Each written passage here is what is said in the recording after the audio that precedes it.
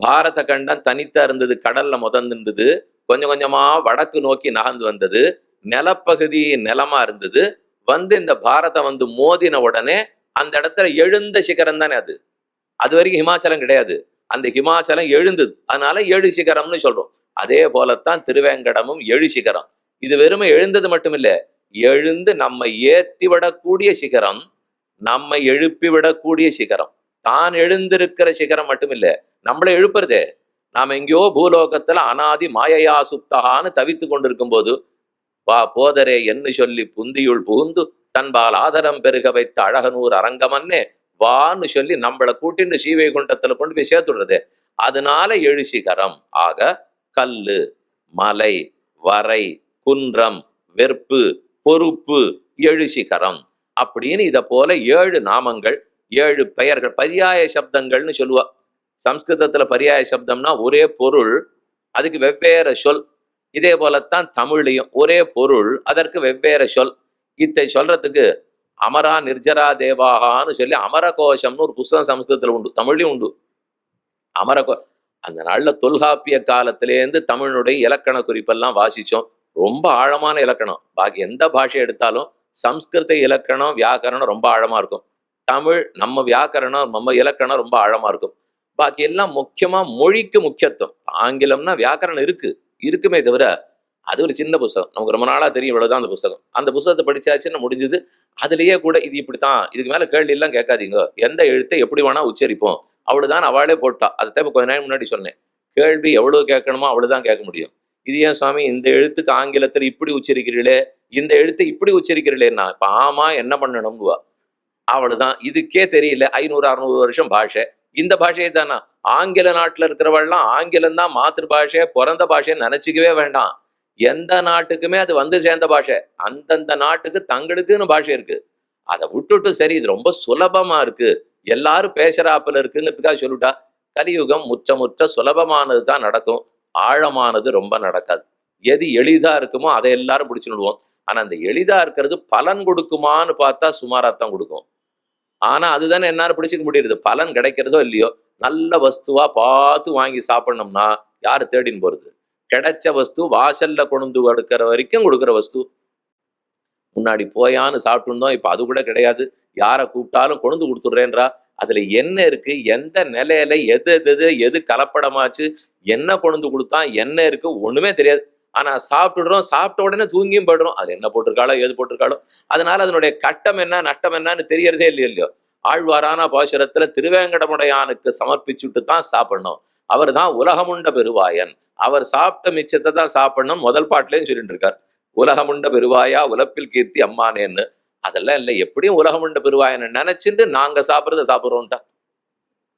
இதுதான் பக்தின்னு நம்மளா வேற அதுக்கு ஒரு முடிவு கட்டுடுவோம். பிரிவாள்லாம் என்ன சொல்லியிருக்கா, எப்படியா இருந்தாலும் உள்ளத்தளவுல பக்திங்கிறது இருக்கணும், அதுக்கு மேல தேடாதீங்கன்னு சொல்லணும்னு வச்சுக்க முடியும். ஆக 7 சொற்கள், அதுல அமரகோஷத்துல தான் இந்த சொற்கள் எல்லாம் படிக்கப்படும். அமரா நிர்ஜரா தேவாகா திருதிசாகா விபுதாகா சுராகா என்றெல்லாம் தேவர்களுக்கு இருக்கிற பெயர். அது போல மலைகளுக்கு இருக்கிற பெயர். இப்ப இந்த பெயர்களுக்கு அர்த்தம் என்னன்னு சொல்றேன். அத்ரி, அத்ரி, வெங்கடாத்ரி, நாராயணாத்ரி, ரிஷபாத்ரி, இப்படின்னு ஒவ்வொரு பேர் இருக்கிறதா. அத்ரி 7 மலை பேர் சொல்றா. ரிஷபாத்ரி, அஞ்சனாத்ரி, சேஷாத்ரி, வெங்கடாத்ரி, வேதாத்ரி, கருடாத்ரி, நாராயணாத்ரி. இந்த 7 ஏன் பேர் வந்தது? நீங்க பலமுறை இந்த சரித்திரம் கேள்விப்பட்டிருப்பீள். ரிஷபாசரன் ஒருத்தன் பொருது, அவன் தோற்கும் போது என் பெயரில் இந்த மலை விளங்கட்டம்னு கேட்டுக்கொள்ள முதல் யுகம் கிருதயுகத்தில் ரிஷபாத்ரிங்கிற பெயரோட இருந்தது. அடுத்தது அஞ்சனாதேவி இந்த மலையிலிருந்து தபஸ் பண்ணி அஞ்சனா மைந்தனாக ஹனுமானை ராமகைங்கரியமாய் ராமதூதனாக பெற, அதனால 2வது யுகத்தில் அஞ்சனாத்ரிங்கிற பேர் இருந்தது. 3வது சேஷாத்ரி, வாயுவுக்கும் சேஷனான ஆதிசேஷனுக்கும் ஒரு பிணக்கு சண்டை. அதனால அவ 2 பேருக்கு சண்டையை தீர்த்து இந்த 2 பேர் இருங்கோல் சரி அவர் பேர்லயே இருக்கட்டும் அப்படிங்கிறதுனால சேஷாத்ரிங்கிற பேர் வந்தது. வெங்கடாத்ரி, வெங்கடாச்சலம், வேங்கட நம்முடைய கடன்களை ஒழிக்கும், பாபங்களை எல்லாம் தீர்க்கக்கூடிய மலை, அதனால வேங்கடான்னு பேர் வந்தது. வேம் கட வெந்து போறது பாபங்கள், நம்முடைய பாபங்கள் எல்லாம் அங்க இருந்தாலே வெந்து போடும். கட்டிகாச்சலம்னு கீழே விண்ணப்பிச்சேனே, கட்டிகான ஒரு நாழிகை பொழுது, ஒரு நாழிகை பொழுது அந்த மலையில இருந்தால் அதற்கப்புறம் ஒரு நாழிகையும் பிறக்க வேண்டிய தேவையே இருக்காதாம். அதனாலதான் அந்த கடிகாச்சலம்னு சொல்றார்கள். மிக்கானை மறையாய் விரிந்த விளக்கை என்னுள் புக்கானை புகழ்ஷேர் பொலிகின்ற பொன்மலையை தக்கானை கடிகைத்தடன் புன்னின் மிசையிருந்த அக்கார கனியை அடைந்துந்து போனேனேன்னு திருமங்கையாழ்வாருடைய பாசனம். மிக்கான் தக்கான் வேத விமலர் விழுங்கும் அக்கார கனி. அதனால ஒவ்வொரு கோவில் ஒவ்வொரு இடத்துல மேல பெருமாள் சேவை சாதிக்கிறார். அத்ரி முதல்ல பார்ப்போம் அர்த்தம் என்னன்னா, அத்யத இதி அத்ரிஹி உண்ணப்படுகிறது. அத்யத அன்னம்ன்ற சொல்லுக்கே பொருள் அத்தியதே அத்திச்ச பூதானின்னு சொல்லுவார்கள். அத்தியதே அத்திச்ச நாம அதை சாப்பிடலாம், விட்டா அது நம்மளை சாப்பிடும். அளவோட சாப்பிட்டா நாம அதை சாப்பிடலாம், அளவில்லாம சாப்பிட்டா அது நம்மளை சாப்பிடும். அதனாலதான் அத்தியதே அத்திச்சன்னு அன்னம்ங்கிறதுக்கு அர்த்தம். ஆனா இங்க மலையை போய் அத்தியத இதி அத்ரிஹின்னு சொல்றாரு என்னால் உபஜீவியமானத்துவம்னு சொல்லுவார்கள். அந்த மலை இருக்கவே தான் உண்டால் நமக்கு என்ன திருப்தி ஏற்படுமோ, உணவில்லாட்டால் வாழ முடியாதோ, அதே போல இந்த மலை இல்லாவிட்டால் நமக்கு உணவே இல்லை. அதுதான் எல்லா நன்மைகளையும் நமக்கு கொடுக்கும். இகலோக சுகத்தையும் பாரலௌகிகமான சுகத்தையும் இந்த ரெண்டையும் நமக்கு கொடுக்கக்கூடிய மலை. அதனால உபஜீவியத்துவம், இது கொண்டுதான் மக்கள் வாழ்கிறார்கள். நல்ல வேளை பெருமாளும் ஓஹோன்னு பிரசாதம் கொடுக்குறார். திருவேங்கடத்துல பிரசாதத்துக்கு குறவே இல்லை. திருவல்லிக்கேணிலையும் நிறைய பிரசாதம் கொடுப்பா. அதே மாதிரி காஞ்சிபுரத்துக்கு போனாலும் பிரசாதம் கிடைக்கும், திருவேங்கடத்துல போனாலும் ஓஹோன்னு பிரசாதம் கிடைக்கும், ஸ்ரீரங்கத்துக்கு போனா அவர் தான் பிரசாதம். அதுக்கு மேல நிறையா கொடுப்பாளான்னு கேட்டால் அது அப்படின்னு நாங்க பார்த்ததே கிடையாது சுவாமி. ஏதோ கோவில் சாத்து முறையெல்லாம் நடக்கும்வா, ஏதாவது பிரசாத விநியோகம் கொடுப்பாளா. நான் காஞ்சிபுரத்துக்கு போனா இட்லி கொடுப்பா, இங்க போனா அது கொடுப்பா, ஸ்ரீரங்கத்துக்கு போனா என்ன கொடுப்பா, இப்போ ஒன்று கொடுப்பா. இப்போ இன்னொரு 6 நாள் ஆச்சுன்னு வச்சுங்க, நம்மாழ்வார் திருவடி தொடல், நம்மாழ்வார் மோட்சம்னு ராப்பத்து கடைசி திருநாள் அன்னைக்கு நடக்கும். அந்த திருவடி தோழல் அன்னைக்குன்னு ஒரு தனி பிரசாதம் இருக்கு, வருஷத்துக்கு ஒரு நாள். அது அப்பப்ப கிடைக்கும். அதுக்கு உருப்படின்னு ஒண்ணு சொல்லுவா, செல்வரப்பம்னு ஒண்ணு சொல்லுவா. 1102 உருப்படி பண்ணுவா. அது ஒவ்வொன்றா 1000 பாட்டு அவருடையது 1102 திருவாய்மொழி பாசனம். அதுக்காக 1102 பண்ணி பெருமாள்மொழியை சமைச்சு அதை வாங்கி நம்ம வாயில போட்டுட்டோம், பல்லே இருக்குமான்னு தெரியாது, அவ்வளவு கெட்டியா இருக்கும். அந்த கெட்டியா இருக்கிறத தான் இன்னைக்கு பெருமாள் அபிஷேகம் இருக்கார். அவன் பிரசாதம் கொடுக்குறேன் பிரசாதம் கொடுக்குறேன்னு கூப்பிட்டார், கொடுத்தார், கொடுத்துட்டார் அப்படின்னு வச்சுக்க வேண்டியதான். அதனால ஆங்காங்க அந்தந்த ஊருக்கு பெருமாள் பிரசாதம்னு கொடுப்பார். இப்ப வராக பெருமாளை சேவிக்கிறதுக்கு ஸ்ரீபூவராக பெருமாள் ஸ்ரீமுஷ்ணம், ஸ்ரீமுஷ்ணத்துல பிரதானமா பிரசாதம்னா முத்தக்காசுங்கிற கோரைக்கிழங்கு. அந்த கிழங்கு தான் வராகம் பன்றிக்கு பிடிக்கும். அதனால அதையே தான் பெருமாள் இன்னைக்கு அபிஷேகம் இருக்கார், நமக்கு கொடுக்க போறார். அப்ப கொடுத்தானுக்கு போனேன்னா அப்பம் கொடுப்பா. சாயங்காலம் 5-5:30 மணிக்கு போனேன்னா நெய் சுட சுட அப்படியே அப்பம் கிடைக்கும். அதாவது பிரசாத் எதுக்காகவனு வரமாட்டானா, வந்தவனுக்கு 4 அனுகிரகத்தை தரமாட்டாமா அப்படிங்கிறதுக்காக தான் அவர் எழுந்துருளி இருக்கிறார். இந்த 5 பிரதானமான அன்னங்கள் சக்கரை பொங்கல், புளியோதரை, இது எல்லாமே திருப்பாவ பாட்டுல உண்டு. சக்கரை பொங்கல் உண்டு, புளியோதரை உண்டு, பொங்கல் நித்தியமே உண்டு, தத்யோதனை உண்டு. கூட அந்த பெருமாளுக்குன்னு இருக்கிறது எள்ளோரே மிளகோரே. நம்ம பண்ற சேவே சனிக்கிழமையா திருவேங்கடமுடையானுடைய சன்னதி சீனிவாச பெருமாள் சன்னதியா, இந்த அங்கோ எள்ளோரை போட்டுக்கோ, அது இன்னும் அவருக்கு பிடிக்கிறதுன்னு சொல்றோம். அதனால இதை போல ஓஹோரகள்லாம் சேர்த்து தான் பெருமாள் அமுது செய்கிறார். அத்ரி அவரே உணவாக இருக்கிறார். உண்ணும் சோறு பருகு நீர் தின்னும் வெத்தலையும் எல்லாம் கண்ணன். அது கொண்டுதான் நம்ம வாழ்க்கையை வாழறோம். அத்யத இதி அத்ரிஹி, இது முதல் பேருக்கு அர்த்தம். அச்சல ந சலதீதி அச்சலஹா, ந சலத்தின்னா அசையவே மாட்டார், கல்லிலே பொறிக்கப்பட்டா போல இருப்பார். இது எக்காரணம் கொண்டு மாறாது, அசையாது. அதுக்காகத்தான் அச்சலம். பாக்கி எல்லாம் லோகத்துல மாறிக்கொண்டே இருக்கும். என் புத்தி மாறும், உங்க புத்தி மாறும், என் உடம்பு மாறும், உங்க உடம்பு மாறிடும், எந்த மண்டபம் மாறும், எந்த கோபுர பிராகாரமும் மாறும். ஆனால் பக்தனை ரட்சித்தே தீருவேங்கிற அவருடைய உறுதி மாறுமான்னு கேட்டால் யார் கெடுக்க பார்த்தாலும் அந்த உறுதி மாறவே மாறாது. இன்றைய பாசுரம் அம்பரமே தண்ணீரே ஷோரே அறம் செய்யும் எம்பெருமான் நந்தகோபாலா எழுந்திராய் கொம்பனார்க்கெல்லாம் கொழுந்தே குலவிளக்கே எம்பெருமாட்டி அசோதாய் அறிவுராய் அம்பரமூடரு தோங்கி உலகளந்த உம்பருகோமானே உறங்காதெழுந்திராய் செம்பற்கடலடி செல்வா பலதேவா உம்பியும் நீயும் உறங்கேல் என்று 17வது பாசுரம். இந்த தேதியெல்லாம் போடுறமே, அந்த நாள்ல கடுதாசி எழுதுறதுன்னா ஸ்ரீவைஷ்ணவ மரபுப்படி தேதி போடவே மாட்டா. இந்த மார்கழி மாசம் முழுக்க தேதி போட மாட்டா.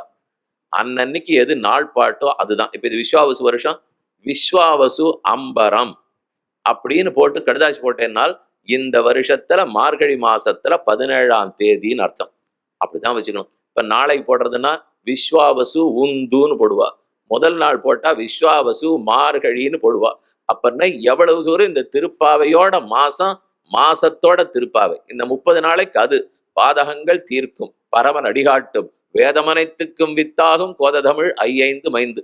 அப்படிப்பட்ட பாசுரத்திலே ஊற்றமுடையாய் பெரியாய் உலகினில் தோற்றமாய் நின்ன சுடரேன்னு வந்தது. ஊற்றமுடையாய்னால் பக்தர்களை ரட்சிப்பதில் இருக்கிற ஊற்றம். அந்த ஊற்றம் அசையவே அசையாதுங்கிறதுனாலதான் ஆச்சாலம்னு பேர் வச்சுக்கிட்டோம். அந்த மலைக்கே அச்சலம்னு பேரு. ஒரு நாளும் அசைய மாட்டோம். திருடவிரதகான்னு சொல்றாரு வால்மீகி. நாரதர் இடத்துல பார்த்து யாரு திருடவிரதன்னா ராமன் தான்.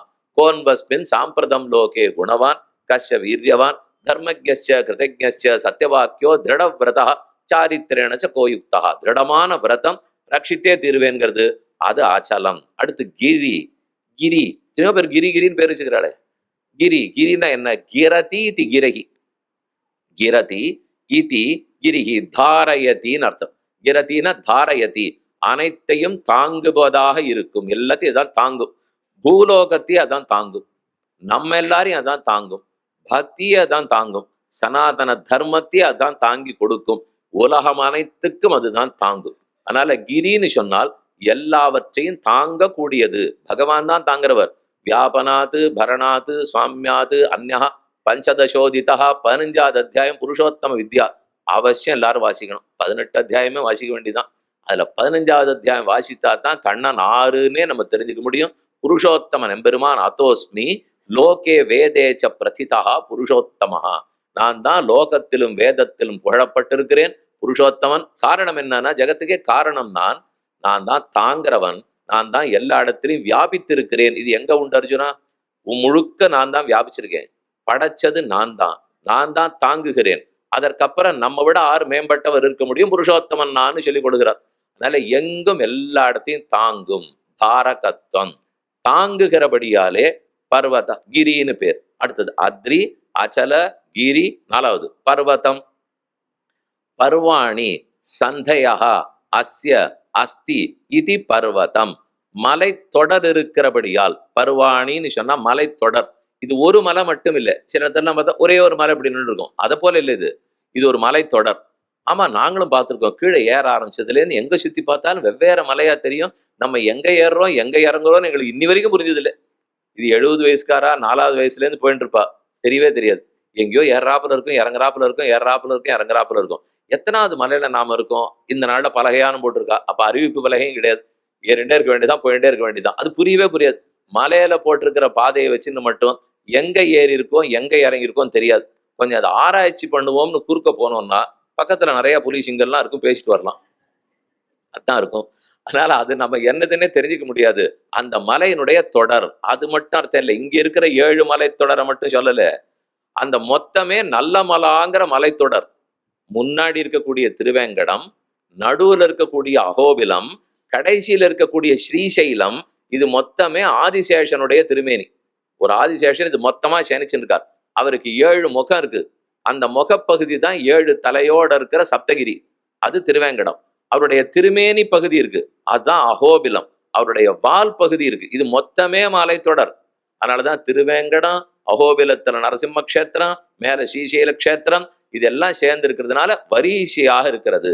பர்வதா பர்வாணி சந்தையா அஸ்ய அஸ்தீதி பர்வதா. அடுத்தது சைலஹா. சைலஹான சிலா சந்தீதி சைலஹா. சிலைன்னா கல்லு. இந்த மலை கல்லால் ஆக்கப்பட்டது. ஹிமாச்சலான்னு சொல்லுவா, ஹிமாத்ரி சொல்லுவா, சைல சொல்லலாம், ஹிமசைலம்னு சொல்லணும். ஹிமாச்சலத்தை ஹிமசைலம்னு சொல்லலாமான்னால் சொல்லணும்னு சொல்லலாமே தவிர உண்மையா காரண பெயரா இருக்கணும்னா சொல்ல முடியாது. ஏன்னா ஹிமாச்சலம் முழுக்க மண்ணால் ஆக்கப்பட்ட மலை, அது கல்லால் ஆக்கப்பட்ட மலையே இல்லை. அதனாலதான் மலைச்சரிவுங்கிறார். இங்கேயும் மலைச்சரிவு உண்டு. ஆனா திருவேங்கட மலைக்கு மேல இருக்கக்கூடிய ஒரு படிவம் மட்டும்தான் மண்ணா இருக்குமே தவிர உள்ள அத்தனையும் கல்லு. அது ஏன் அப்படி கல்லா நிற்கிறார்னால் அவர் கல் நெஞ்சுக்காரர், அதனால கல்லா இருக்கார்.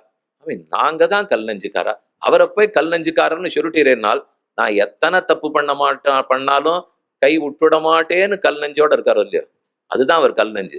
அவர் ஏன் கல்லா இருக்காருனால் நான் பண்ணிருக்கிறதுக்கு அவர் என்னைக்கோ என்ன விட்டுருக்கணும், இல்லை என்ன விடலை. விடலோகாச்சார் சாதித்தார், நெத்தியை கொத்தி பார்த்தாலும் பசை காணாதொழிந்தால் கண்ண நீரோடே மீளாமல் என் ஊரைச் சொன்னாய், பேரைச் சொன்னாய், அடியார்க்கு ஒதுங்க நிழல் கொடுத்தாய், அவர்கள் விடாய் தீத்தாய் என்ன ஒண்ணு பத்தாக்கி கொண்டு நடாத்தி போகணும்னு பெரிய சூத்திரம் சாய்க்கிறார்.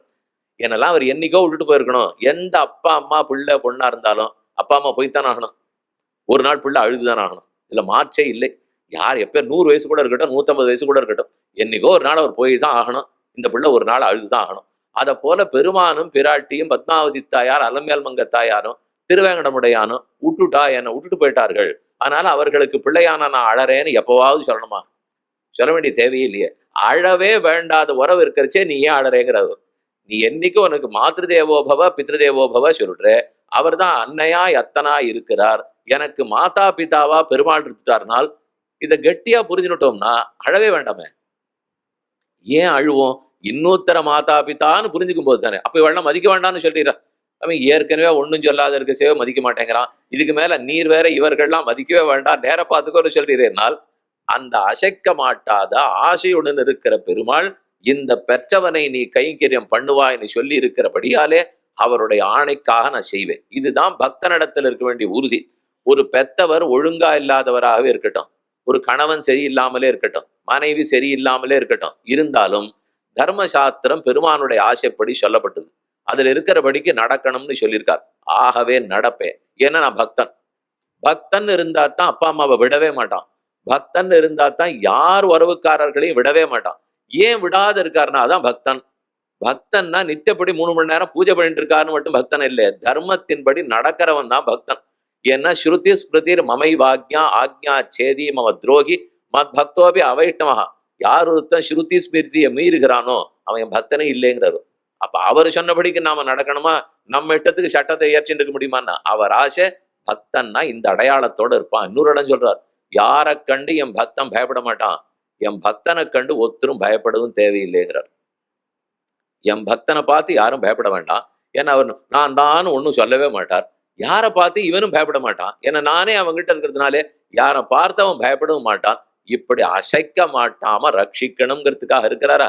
அதனாலதான் அசையாம சைலம் சிலை கல்லு மலையாக இருக்கிறார். உள்ளெல்லாம் கல்லு. அவரே கல் நெஞ்சு. கைவிடுவதில் இழகின நெஞ்சு கிடையாது. கைவிட மாட்டேன் அப்படின்னு உறுதி எடுத்தா எடுத்ததுதான் அது சைலா. சிகரி சிகரஹா அஸ்ய அஸ்தி. இதற்கு மலை முகடுகள் இருக்கின்றன. 7 முகடுகள். இது ஒரு மலை, இது ஒரு மலை, இது ஒரு மலை, சிகரம். இதே போலத்தான் திருக்குறுங்குடியும் 7 இருக்கு. திருக்குறுங்குடி மலையிலேயும் 7 முகடு. அதுல 1ல இருந்தா ஆஞ்சநேய சுவாமி அசோகவனத்தை தேடி லங்கையை நோக்கி தாவினார். மகேந்திரகிரின்னு அந்த மலை பேர். அந்த பர்வதம் மலைத்தொடர்ல இருந்தா அவர் தாவினது. அது ஒரு சிறப்பு. மலைத்தொடர்களிலே சிகரங்கள் இருக்கிறபடியால் சிகரின்னு பேரு. கடைசியா மகீத்ரஹா. மகீம் தரதீதி மகீத்ரஹா. மகீத்ரனா பூமியை தாங்குகிறபடியால், அந்த பூமியை தாங்கின வராக கஷேத்திரமாக இருக்கிறபடியால். வராக பெருமாள் தானே பூமாதேவியை கொண்டு போய் ஒளிச்சு வச்ச உடனே பிரளய ஜலத்திலேருந்து ரட்சித்து எடுத்தாரோ இல்லையோ, அந்த வராக பெருமாள் தானே ஆதி வராக பெருமாள் தான் திருமலைக்கு அதிபதி. இந்த பெருமாள் வந்து சேர்ந்த பெருமாள். பரஞ்சென்னு சேர் திருவேங்கட மாமலை ஒன்றுமே தொழ நம்பினை ஓயுமே தபஸ் பண்ணி நமக்கு கல்யாணம் பண்ணிக்கணுங்கிறதுக்காக வந்தவர். தவம் புரிந்து கல்யாணம் பண்ணிட்டு வருவர். இன்னைக்கும் பல பிள்ளைகளும் பண்ணிட்டே இருக்கா. ஆனா நடக்கத்தான் மாட்டேங்கிறது. எல்லாரும் ஏதோ கொஞ்ச நாள் வரைக்கும் நன்னா கிடைக்கும், இன்னும் நன்னா கிடைக்குன்னு தள்ளி போண்டே இருப்போம். அதுல இந்த 26, 27, 28, 29 வரைக்கும் நன்னா இருக்கும். 30ன்னு ஆன உடனே 30 ஆயிடுத்தான்னு முதல் பார்த்தா அப்பதான் வரும். ஆன பிற்பாடு இன்னும் கொஞ்ச நாள் தேடுவோம். வந்தவாளே திருப்பி திருப்பி வந்துட்டு இருப்பா. ஆனா பண்ணிக்க மாட்டான்.